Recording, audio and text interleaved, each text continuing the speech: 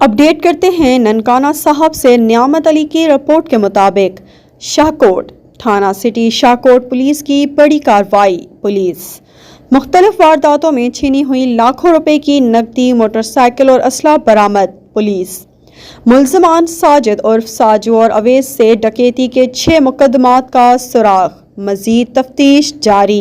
Police DPO Nankana Said अजीज की SHO Asif भट्टी और हमराही team को शाबाश।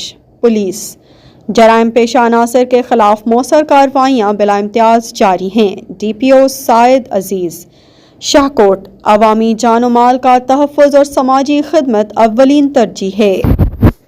हर जुर्म पे घेरा डाले, हर अज़्म में एक चट्टान, जो बांटे रोज उजाले हो धरती पे कुर्बान। हर जुर्म पे घेरा डाले, हर अज़्म में एक चट्टान, जो बांटे रोज उजाले हो धरती पे कुर्बान। ये लोग हैं हिम्मत वाले, हम सबके हैं रखवाले। ये लोग हैं हिम्मत वाले, हम सबके हैं रखवाले।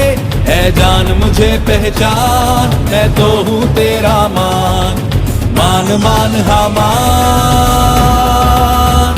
ये है आज की पुलिस।